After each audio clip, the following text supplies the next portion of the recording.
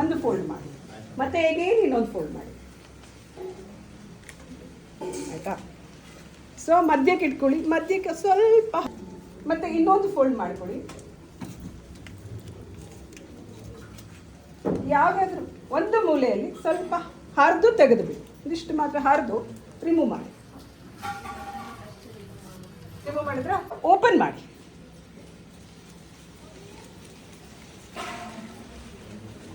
ಹಾಂ ತೋರಿಸಿ. ಹಾಂ ಎಲ್ಲಾರ್ದು ಸೇಮ್ ಬಂದಿದೆಯಾ ನೋಡಮ್ಮ. ಇವ್ರದ್ದು ನೋಡಿ ಹೇಗಿದೆ, ಇನ್ಸ್ಟ್ರಕ್ಷನ್ ಒಂದೇ. ಇವ್ರದ್ದು ನೋಡಿ ಹೇಗಿದೆ, 4 ತೂತು ಬಂದಿದೆ, ಇವ್ರದ್ದು ಒಂದೇ ತೂತು. ಇವ್ರದ್ದು ಮಧ್ಯದಲ್ಲಿ ಇದಾಗಿದೆ, ಇಲ್ಲಿ ಸ್ವಲ್ಪ ಬ್ರೇಕ್ ಮಾಡಿದ್ದಾರೆ ಅಲ್ವಾ? ಏನ್ ಅರ್ಥ ಆಯ್ತು ನಿಮ್ಗೆ? ಏನಾದ್ರು ಅರ್ಥ ಆಯ್ತಾ? ಬೇರೆ ಇದೆ. ಪಾಠ ಮಾಡೋ ಶಿಕ್ಷಕರು ಒಬ್ರೇ. ಏನ್ ಅರ್ಥ ಮಾಡ್ಕೊಂಡಿಲ್ಲ ಅನ್ನೋದ್ರ ಮೇಲೆ ನಿಂತಿದೆ. ಈಗ ನೀವು ನೋಡಿ, ಇವ್ರದ್ದು ನೋಡಿ ಸಮ ಇದೆಯಾ? ಯಾರ್ದಾದ್ರು ಟೀಚರ್ ಒಬ್ರೇನಾ ಪಾಠ ಮಾಡಿದ್ದು? ವಿದ್ಯಾರ್ಥಿಗಳು ಇಷ್ಟು ಜನ ಇದ್ದೀರಾ?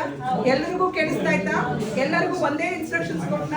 ಬಟ್ ಆದ್ರೆ ನೀವು ತಗೊಂಡಿದ್ದು ಬೇರೆ ಬೇರೆ ರೀತಿಯಲ್ಲಿ ತಗೊಂಡಿದ್ದೀರಾ, ಮಾಡ್ಕೋತೀರಾ, ಅದ್ರ ಮೇಲೆ ಡಿಪೆಂಡ್ ಆಗುತ್ತೆ. ಹಾ, ಮೈಂಡಿಗೆ ನಿಮ್ಗೆ ಏನು ಅನ್ನಿಸ್ತು ಇಷ್ಟೇ, ಅರ್ಥ ಆಯ್ತಾ? ಆಮೇಲೆ ನೀವು ಕಂಪೇರ್ ಮಾಡ್ತೀರಾ, ಅಯ್ಯೋ ಆ ಮಗು ಚೆನ್ನಾಗಿ ಓದ್ಬಿಡ್ತು, ಈ ಮಗು ಚೆನ್ನಾಗಿ ಓದ್ಬಿಡ್ತು. ಆ ಪಾಠ ಮಾಡಿದ್ದು ಒಬ್ಬರೇ ಮೇಷ್ಟ್ರಲ್ವಾ? ಅರ್ಥ ಮಾಡ್ಕೊಂಡಿದ್ದು ನೀವು ಬೇರೆ ಬೇರೆ ತರದಲ್ಲಿ ಅರ್ಥ ಮಾಡ್ಕೋಬಹುದು. ಆ ಟೈಮಲ್ಲಿ ನಿಮ್ಗೆ ಏನ್ ಅನ್ಸುತ್ತೆ ಅದನ್ನ ಮಾಡಿದ್ದೀರಾ.